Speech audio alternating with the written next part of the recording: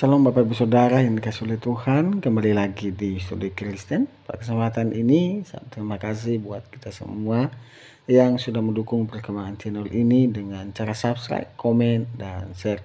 Baiklah Bapak Ibu Saudara yang dikasihi oleh Tuhan, pada kesempatan ini kita akan menyaksikan kesaksian seorang mutadin yang diubah oleh Tuhan. Dia seorang mahasiswa. Mari kita dengar bagaimana kesaksian seorang mahasiswa ini berjumpa dengan Tuhan Yesus. Ini dia videonya. Selamat menyaksikan. Tuhan Yesus memberkati kita.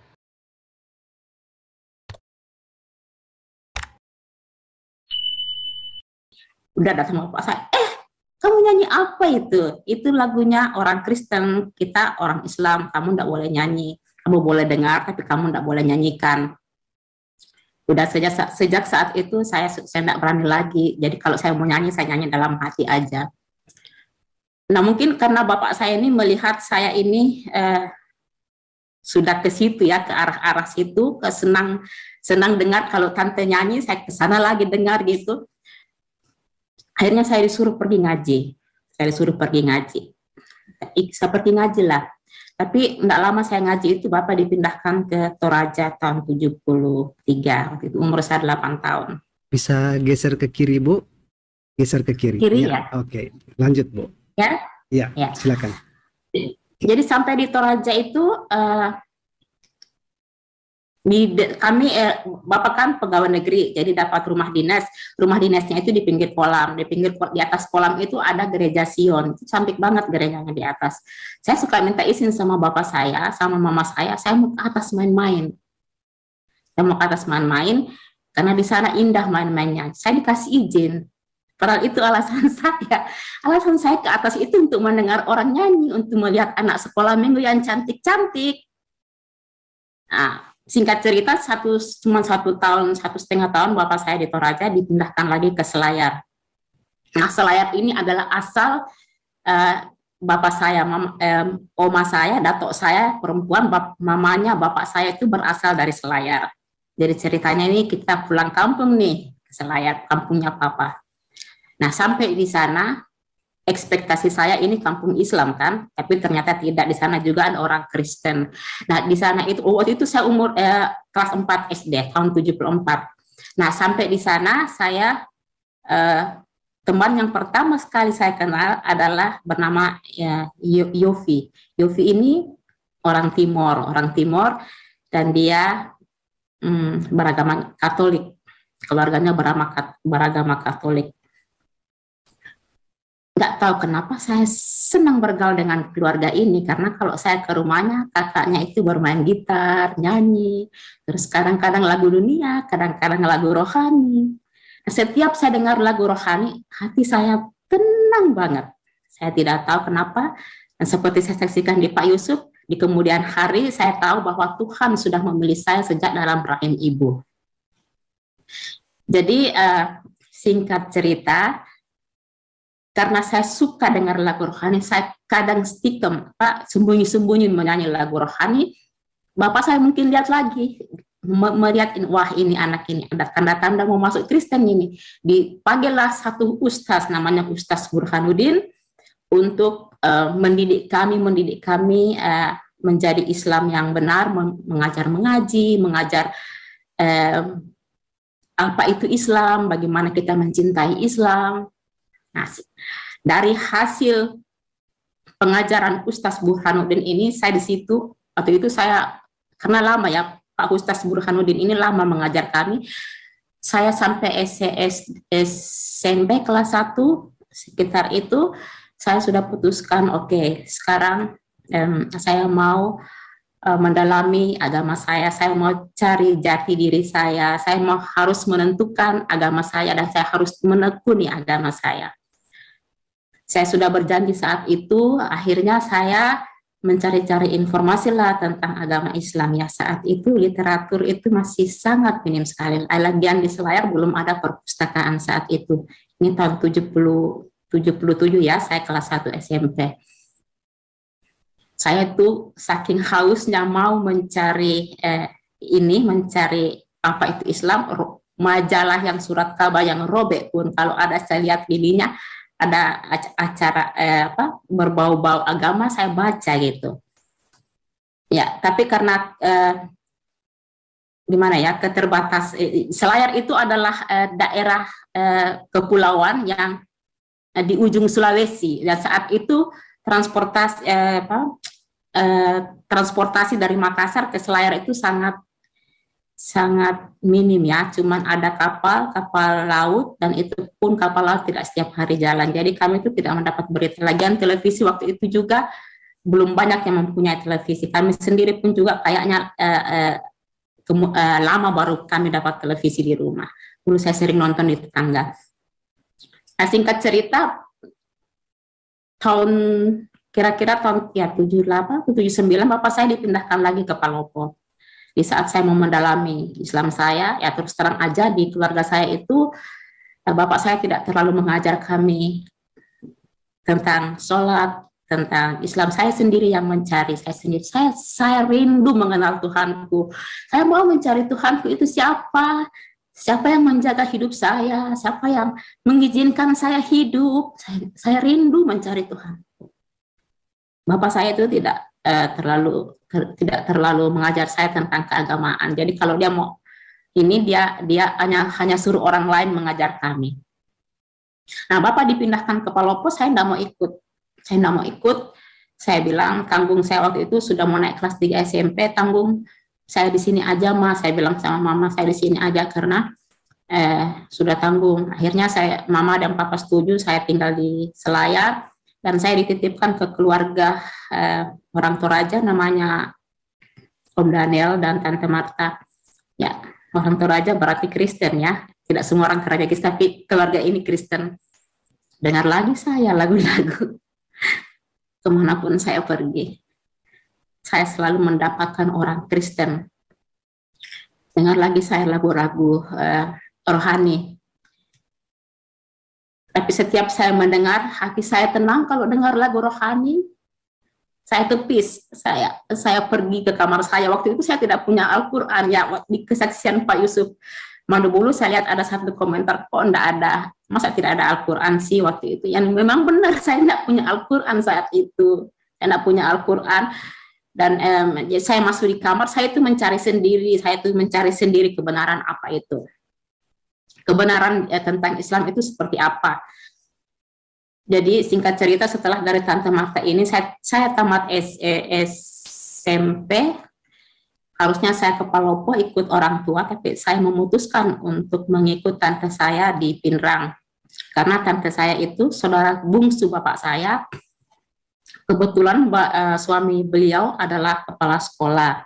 Dan saya tahu tante saya ini, keluarga bapak saya ini, tante saya ini kuat Islamnya. Dalam hati saya pikir saya mau ke sana karena saya lihat bapak saya tidak bisa mengajar saya Islam. Saya ke tante supaya tante bisa mengajar saya apa itu Islam. Sampai di sana yang saya cari juga saya tidak temukan. Singkat cerita saya kuliah. Kuliah sampai di Makassar.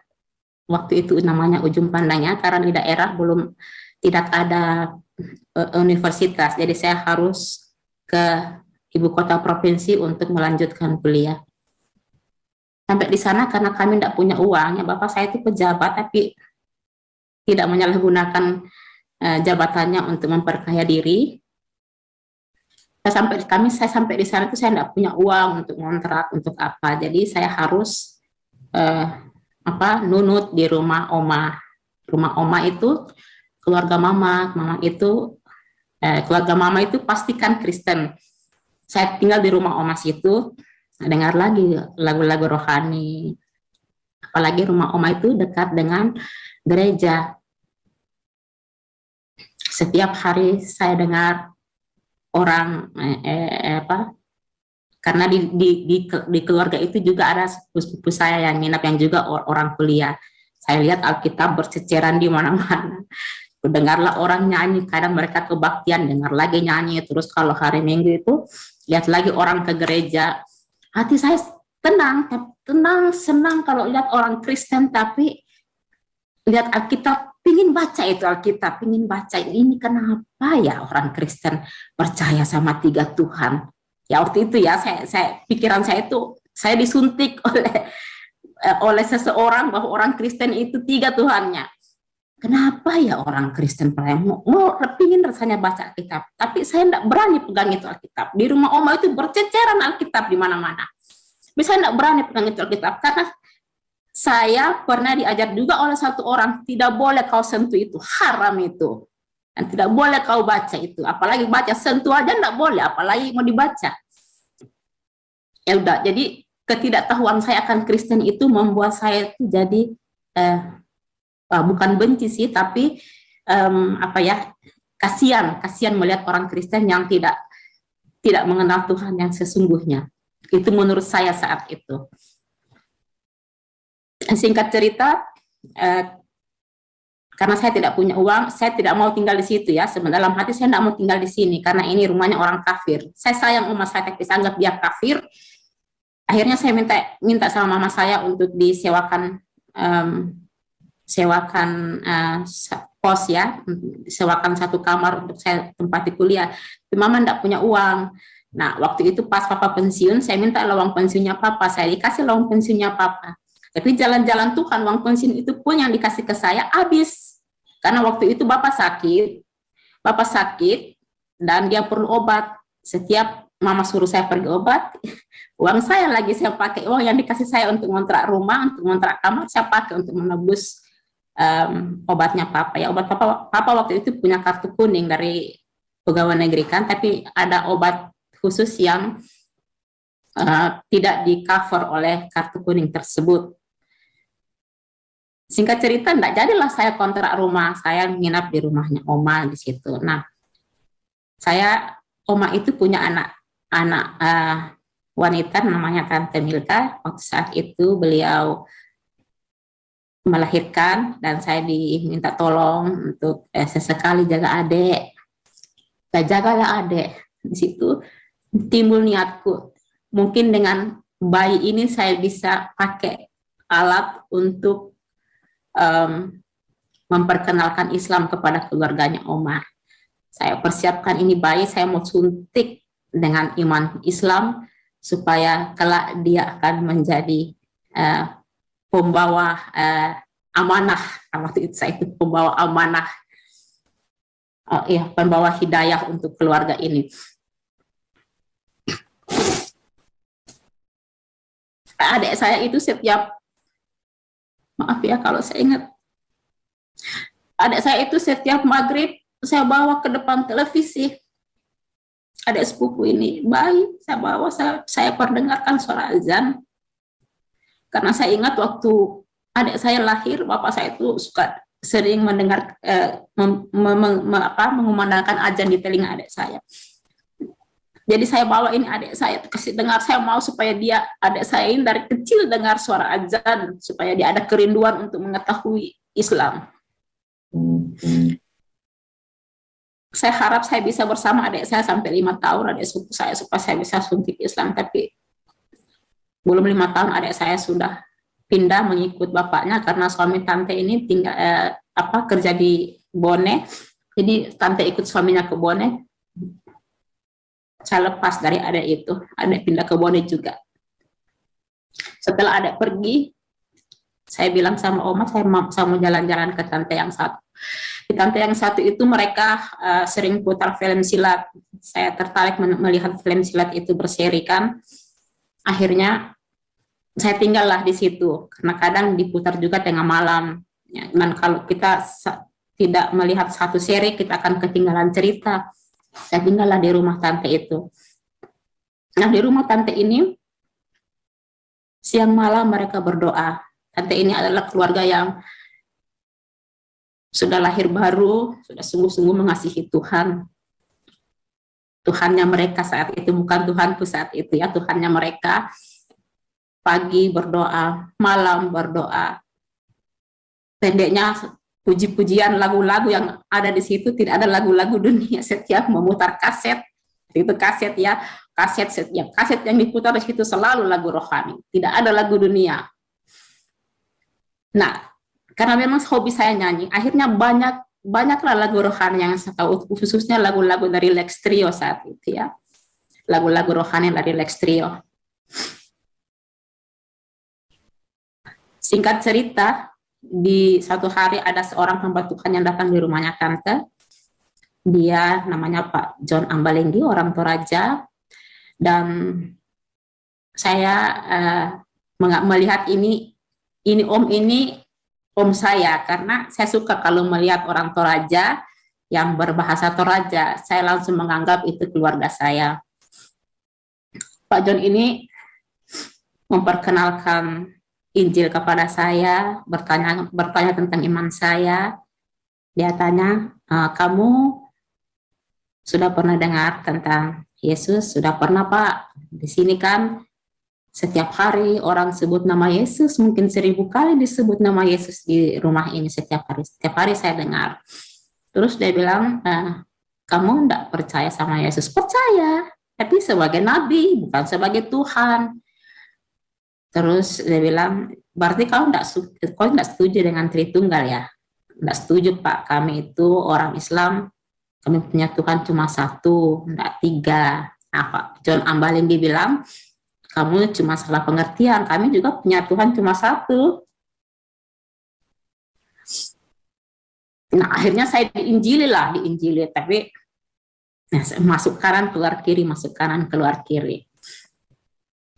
Singkat cerita, saya tidak tahan lagi di situ. Oh, enggak, Pak John Ambalenggi pergi, terus saya pikir oke, saya aman, nggak ada lagi nih penelitian. Tidak lama kemudian ada lagi mahasiswa dari Institut Injil Indonesia, karena memang rumah tante saya itu adalah rumah doa. Setiap hamba Tuhan datang, hamba Tuhan suka datang di situ. Jadi datang lagi, terus dilihat saya tidak ikut kebaktian, ditanya, kok kamu tidak ikut kebaktian? Saya Islam, terus diinjili lagi. Akhirnya lama-lama saya bosan, saya ke rumah. Saya temui kakak saya, saya bilang, saya sudah bosan di dalam situ, saya mau pindah. Kenapa?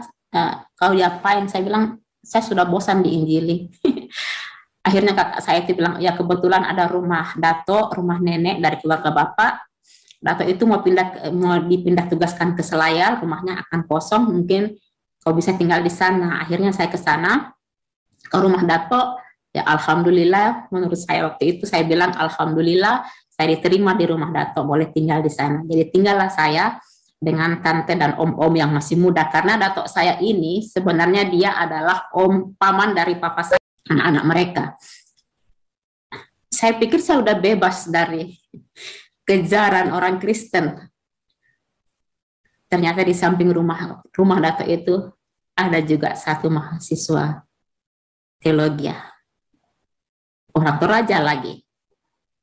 Suatu saat di lorong itu ketemu, kami ngobrol-ngobrol, dia tanya lagi tentang iman saya. Oh enggak, dia lihat saya pulang dari masjid, dia bilang, kok orang Toraja Islam? Saya bilangnya saya Islam dari kecil. Terus mulai saat itu dia mulai lagi menginjili. Terus saya bilang sama dia, kau biar berbusa-busa mulutmu, saya tidak akan mengikut itu Yesus. Berbusa-busa mulutmu, hentikan saja. Toh akan sia-sia apa yang kau akan penginjilanmu pada saya. Sudah itu saya tidak tahu apa masalahnya. Saya harus pindah dari rumah dato.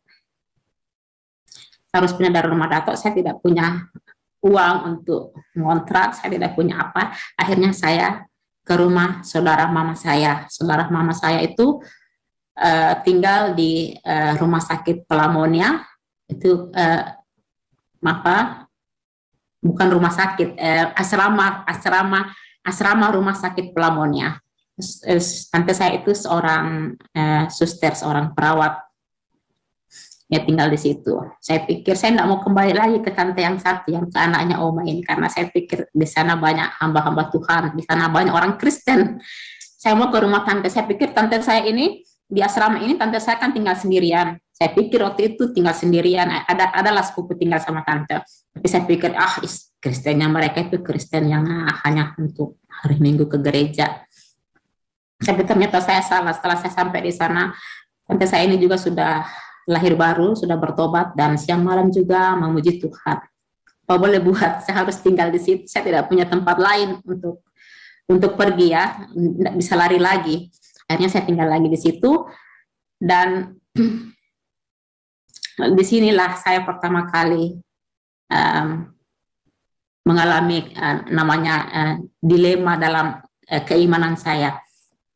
Suatu hari di bulan puasa itu lagi saya setelah sholat azhar, sholat lohor, adik saya datang membawa satu buku, adik kandung saya ya, membawa satu buku. Saya tanya, itu buku apa? Dia bilang, ini buku percakapan Yusuf Roni dan salah seorang hamba Tuhan dari Kalimantan.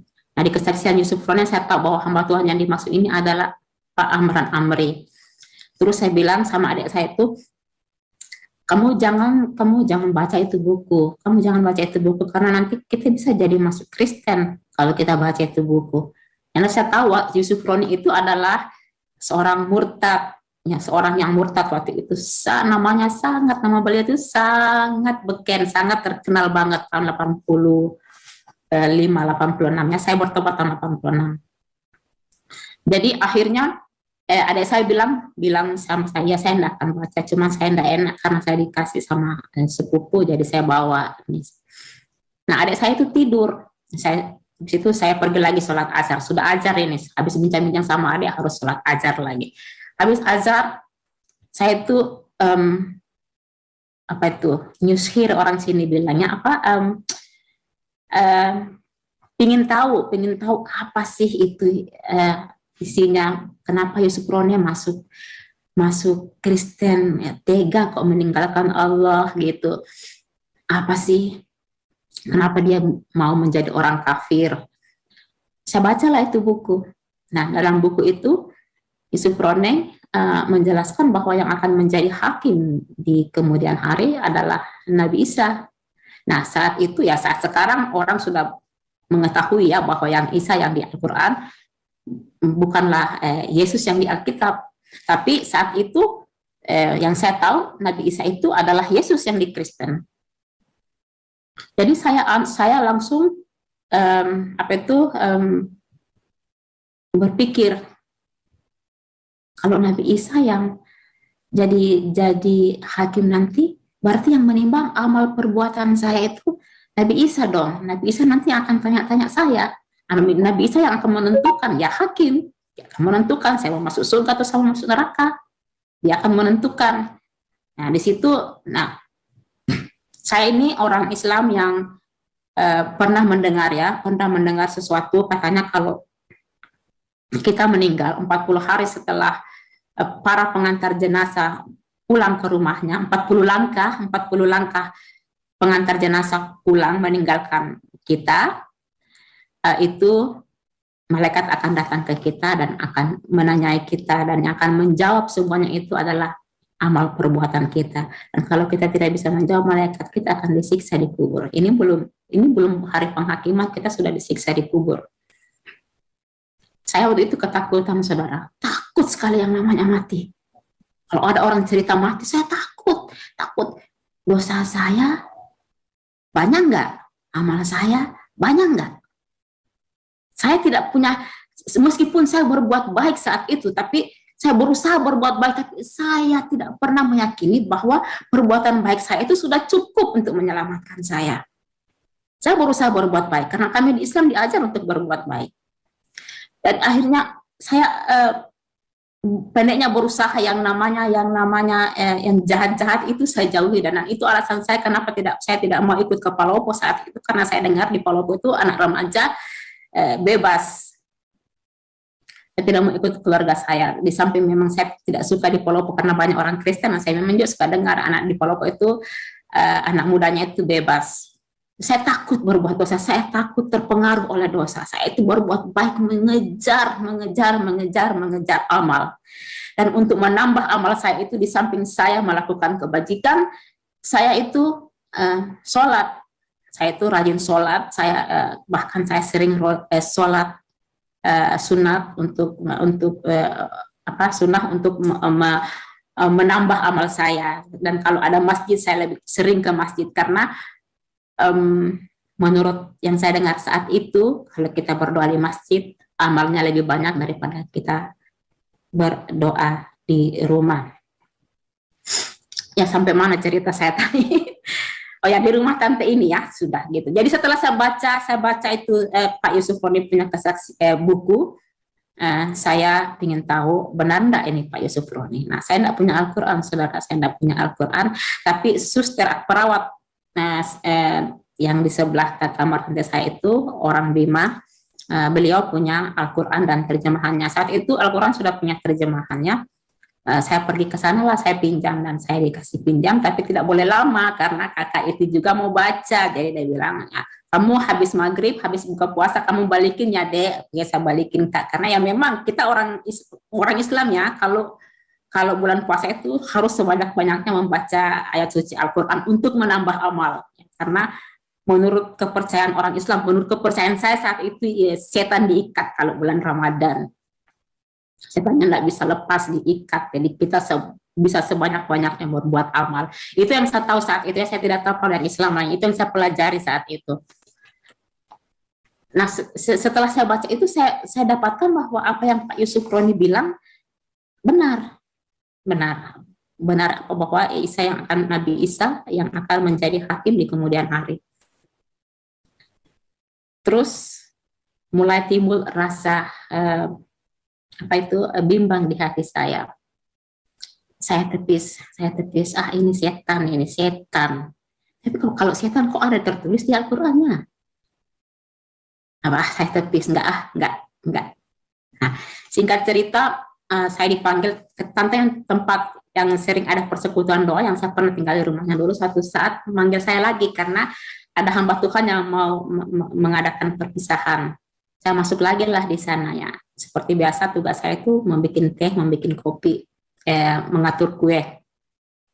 Terus pada saat mereka lagi kebaktian, yaitu saya lagi siap-siap air panas, atur-atur kue di piring supaya cantik kelihatan di ruang makan ya. Antara ruang makan dengan ruang itu cuma dibatasi dinding, dan apa yang terjadi di ruang tamu tempat mereka beribadah saya dengar juga di ruang makan. Saat itu mereka melantunkan pujian, kemurahan-Mu lebih dari hidup, kemurahan-Mu lebih dari hidup. Dengan lidahku ku puji Engkau, kemurahan-Mu lebih dari hidup. Saya nangis. Ya, terus terang kehidupan saya waktu itu ya. Saya umur 13 tahun sudah tidak tinggal di orang tua. Saya tidak punya pegangan. Saya orang miskin. Waktu itu kemurahan-Mu lebih dari hidup. Saya cari Tuhan, saya tidak dapat Tuhan. Saya berusaha mengumpulkan amal, saya tidak mendapatkan damai. Saya tidak mendapatkan kepastian. Saya nangis. Tapi saya tepis. Saya astagfirullahaladzim. Subhanallah, Allahu Akbar. Tuhan tolong saya. Saya tidak mau masuk Kristen. Kenapa hati saya nangis? Kenapa hati saya nangis? Kenapa hati saya tergugah? Saya ke belakang. Saya tinggalkan kue-kue yang saya atur itu. Saya ke belakang. Ke kamar ya. Ke kamar saya. Itu saya tunduk sih. Astagfirullah, Allahu Akbar, Allahu Akbar. Tuhan, saya tidak mau. Tuhan, Kau satu-satunya. Allahu Akbar, Engkau maha besar, Engkau maha besar. Saya tidak mau mengenal Yesus.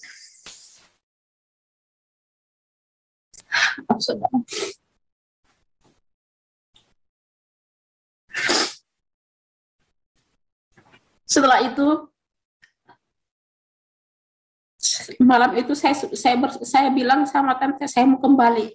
Saya tidak mau lagi di rumah tante itu. Saya tidak mau. Saya mau kembali ke tante ke asrama sana.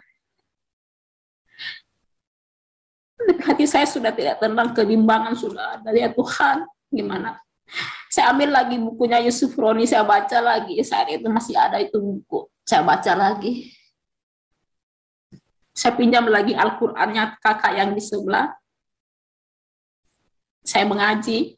Saya baca Alkitab, saya mengaji, saya baca Alkitab, saya mengaji. Karena saya mau mencari Tuhan. Saya mau mencari Tuhan. Gimana ini Tuhan? Di sini atau di sini? Di Alkitab atau di Al-Quran? Suatu malam, saya itu tidak tahu bagaimana caranya sholat tahajud. Karena saya sendiri yang mencari, ya. Saya tidak ada orang ajar saya. Jadi, tapi saya tahu bahwa saya perkirakan sholat tahajud itu ya sama dengan sholat sunnah 2 rakaat. Jadi, malam itu saya putuskan untuk meminta petunjuk Tuhan, karena kita di Islam kalau ada kebimbangan meminta petunjuk dari Tuhan, ya kita harus sholat tengah malam, sholat tahajud. Saya sholat tahajud malam itu. Nah, di rumah tante saya itu, di asrama tante saya itu ada gambar Tuhan Yesus sedang bersembahyang di Taman Getsemani, ya. Dan pas itu foto dipasang di arah kiblat. Jadi kalau saya sholat selalu saya lihat ke foto Tuhan Yesus. Itu saya bilang Isa, ya. Yang malam itu saya sholat tahajud tengah malam loh saudara, tapi kok itu foto bersinar. Kan waktu saya minta Tuhan tunjukkan saya jalan yang terbaik, jalan yang Shiratal Mustaqim, jalan yang lurus, jalan yang koridor, ya Allah, jalan yang Kau mau supaya saya ikuti, karena saya mau mencari Engkau. Yang mana Tuhan? Saya bimbang sekarang, yang mana? Yang mana ini Tuhan, tunjukkan kepada saya. Saya pernah membaca artikel ada seorang hamba Tuhan yang juga mengalami kebimbangan, seorang Islam ya kayaknya nih, dia mengalami kebimbangan dan dia minta sama Tuhan, Tuhan saya letakkan 2 kitab suci ini. Besok pagi kalau saya bangun, yang mana yang saya duluan pegang, berarti itulah yang Kau pilihkan buat saya. Saya lakukanlah juga hal itu. Jadi karena itu saya pinjam lagi tuh Al-Qur'annya kakak di sebelah. Pagi malam-malam saya bilang sama kakak, saya mau mengaji malam ini. Padahal saya mau cuma supaya besok pagi nanti itu kalau saya bangun, saya mau Tuhan tunjukkan yang mana. Pagi-pagi saya bangun, Tuhan tunjukkan saya Alkitab. Pertama saya pegang adalah Alkitab. Tapi saya tidak mau menerimanya. Susah saudara, susah sekali kita menerima kalau ada orang yang dari seberang sana yang Islam mau masuk Kristen. Kita tidak boleh menghakimikan apa sih susahnya. Emang susah karena kita sudah dari kecil diajar bahwa Kristen itu punya 3 Tuhan. Saya itu kalau sholat, saya selalu baca surat Al-Ikhlas. Qul huwallahu ahad, Allahus samad, lam yalid lam yulad lam yakul lahu kufuwan ahad. Saya itu Allah itu tidak beranak dan tidak diperanakkan. Itu saya mau, karena orang Kristen itu Allahnya beranak. Tuhannya Yesus itu anak Allah. Waktu itu pengertian saya seperti itu kan. Sulit menerima, tidak gampang untuk meninggalkan yang sudah dari kecil kita ditanamkan di otak kita untuk meninggalkan itu tidak gampang. Dan saya tidak mendapat dukungan dari siapapun. Keluarga Kristen pun tidak pernah mendukung saya, tidak pernah memberitakan Injil pada saya. Keluarganya mama saya tidak, mana ada yang berani. Bahkan setelah saya mengenal Yesus, mereka malah ketakutan. Ada sebagian dari mereka ketakutan bahwa bukan saya yang ajar jorok, bukan saya yang ajar jorok, yang nggak ada yang bilang kalian yang ajar saya. Tidak ada yang mendukung saya saat itu. Saya sendiri mencari Tuhan. Saya temukan Tuhan saudara, tapi tidak gampang. Saya bergumul dengan diri saya sendiri. Di samping itu sudah ada juga bisikan-bisikan setan gitu. Setan tidak melepaskan saya juga gitu ya. Saya tidak bilang bahwa di Islam itu setan, tapi saat itu yang saya sekarang berimani Kristen, jadi yang tidak mau menerima Yesus itu menurut saya saat ini adalah itu bisikan setan. Ini yang saya ceritakan ini adalah apa yang saya alami ya, tidak bermaksud untuk menghina. Seperti Pak Frankie bilang, semua ajaran itu baik. Saya tidak bermaksud untuk menghina yang lain. Agama saya sebelumnya. Yang saya rasakan, apa yang saya rasakan, itu yang saya kemukakan. Saya tidak sembunyi satu satu hal pun saya tidak sembunyikan, semua saya ceritakan.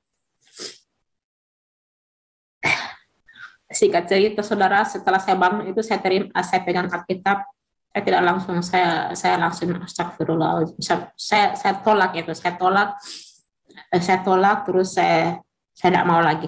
Saya tidak mau lagi ingat-ingat itu Yusuf Roni, karena ada bisikan yang mengatakan kau memegang itu Alkitab karena kau masih mengingat apa yang Yusuf Roni katakan dalam bukunya. Oh iya, mungkin itu sugesti. Singkat cerita, suatu hari dipanggil lagi, saya lagi di tante itu di sana. Ada lagi acara besar-besar di rumah tante. Ya tante senang kalau saya ada karena suara saya besar. Suara saya besar itu, suara tante senang kalau ada orang ngakak gitu. Saya dipanggil lagi ke rumah tante situ. Sudah dipanggil di rumah tante situ, malam itu ya film yang saya suka itu yang sepupu saya suka putar, film silat. Kan belum habis serinya, diputar lagi malam itu, saya tertarik lagi untuk nonton. Akhirnya saya tinggal di rumah tante itu, tinggal kembali lagi di rumah tante. Suatu saat mereka lagi kebaktian pagi, tiba-tiba ada bel berbunyi. Saya dong yang harus buka pintu karena yang lainnya kan lagi berdoa. Ya, asisten rumah tangga tante juga karena Kristen ya juga ikut berdoa. Jadi karena saya yang Kristen, bukan yang non Kristen tidak ikut berdoa, jadi saya yang harus buka pintu. Kalau buka pintu itu yang datang adalah hamba Tuhan. Menurut hamba Tuhan ini setelah saya panggil om saya, ada tamu om, terus saya dengar om saya berteriak, ya Pak Yunus kok datang, nggak bilang-bilang sebelumnya. Oh, saya bilang, oh ternyata Bapak itu namanya Pak Yunus. Sudah bilang, oh ya Pak Yunus jawab, iya Pak Dokter, saya itu disuruh Tuhan ke sini. Sebenarnya saya harus ke Ambon. Saat itu istri Pak Yunus lagi berlibur di keluarganya di Ambon, dan Pak Yunus bermaksud menjemput istrinya dan anaknya. Tapi Tuhan bilang, waktu Pak Yunus beli tiket, menurut Pak Yunus, yang saya dengar ini ya percakapannya dengan Om, ketika Pak Yunus membeli tiket, Tuhan menyuruh Pak Yunus untuk singgah di ujung pandang. Ya udah, akhirnya akhirnya masuklah Pak Yunus juga ikut berdoa pagi saat itu. Nah, malamnya anak Pak Yunus yang nama Pak Yonak, Pak Yunus bawa seorang anak yang umur 4 tahun, anak beliau yang sulung.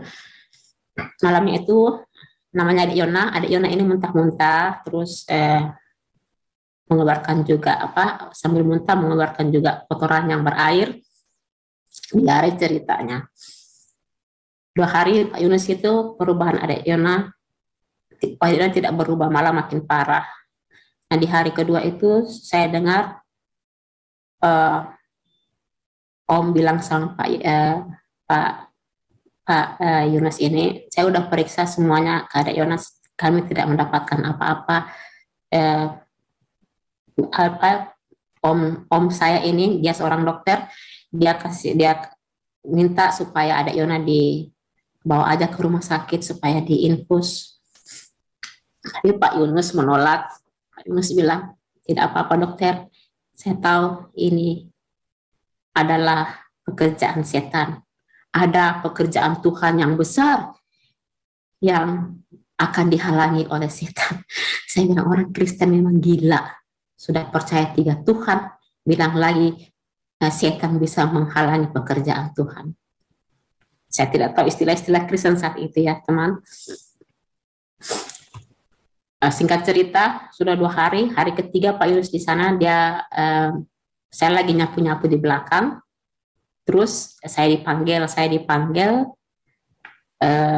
dia bilang, Pak Yunus, Endon, Pak Yunus kan sebelumnya itu sudah tanya sama om saya, itu non kalau nggak pernah ikut, jadi om saya bilang, oh dia itu orang seberang, agama seberang. Jadi hari besoknya itu Pak Yunus dekati saya, bisa nggak kita ngobrol-ngobrol? Saya pikir, aduh mau lagi diajak diinjili kan, diceritakan tentang Alkitab. Saya tidak bilang diinjili, mau lagi diceritakan tentang Alkitab kepada saya. Saya cari alasan gimana supaya saya tidak lagi mendengar penjelasan Alkitab. Saya cari alasan, boleh Pak, tapi sebentar ya Pak, karena saya harus ke kampus 5 menit aja ya Pak. Dia bilang, iya enggak apa-apa, 5 menit.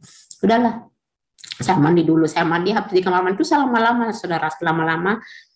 Terus kira-kira sudah hampir, nah sekitar 1/4 jam 11, enggak, jam kurang kurang 10 menit lewat setengah 11 gitu, saya masuklah ke dalam. Saya sudah lengkap mau kuliah. Saya sudah pasang tasku, pegang buku-buku kuliah supaya Pak Yunus tahu bahwa memang saya sudah agak tergesa-gesa. Jadi saya tidak punya banyak waktu untuk beliau. Duduklah saya di situ. Ditanya lagi tentang keimanan saya, dan saya jelaskan kenapa saya tidak mengenal Yesus, karena saya tidak mau bertuhan 3. Saya cuma mau Tuhanku 1. Pak Yunus langsung buka dari Yohanes 1. Oh enggak, sebelum pas kami lagi habis itu saya duduk, Pak Yunus bilang kita berdoa dulu. Habis berdoa itu terus dan ngobrol begitu, pas ngobrol begitu terus ada Yona yang di kamar ini muntah lagi. Jadi Pak Yunus masuk lagi ke situ, masuk lagi ke kamar. Saya lihat saya lihat Pak Yunus lagi bersihin muntah-muntahnya Dek Yona. Saya pikir kesempatan ini saya lari. Bapak Ibu Saudara, kita sudah mendengar bagaimana kesaksian dari seorang murtadin, di mana dia berjumpa dengan Tuhan Yesus. Dan itu sangat luar biasa ya, dimana Tuhan mengubah hidupnya. Dia seorang mahasiswa dan ya dia mencari Tuhan dengan cara dia dibaptis, dan Tuhan menemui dia secara pribadi. Wow, luar biasa. Biarlah keputusan ini ya menurut saya baik ya. Dia memutuskan untuk selamat dan dosanya diampuni oleh kematian dan kebangkitan Kristus. Ya, misi kita sebenarnya adalah, orang percaya adalah untuk memberitakan kabar baik kepada semua orang. Ya, misi yang mulia akan melahirkan pikiran-pikiran yang mulia. Namun misi bayangan akan menghasilkan hidup batiniah yang menyembunyikan kelemahan dan ketidakpuasan yang destruktif. Misi bayangan selalu menghancurkan setidaknya satu orang-orang yang menghidupinya. Jadi Bapak Ibu Saudara, marilah kita menyampaikan misi itu, yaitu kematian dan kebangkitan Kristus kepada semua orang supaya mereka juga diselamatkan. Ya, marilah kita juga cerdas dalam memberikan komentar, bahkan marilah kita saling mendoakan. Biarlah melalui kesaksian murtadin ini banyak orang yang mendengar tentang keselamatan dan banyak orang yang percaya kepada Yesus. Terima kasih, sampai jumpa di video-video berikutnya. Tuhan Yesus memberkati kita.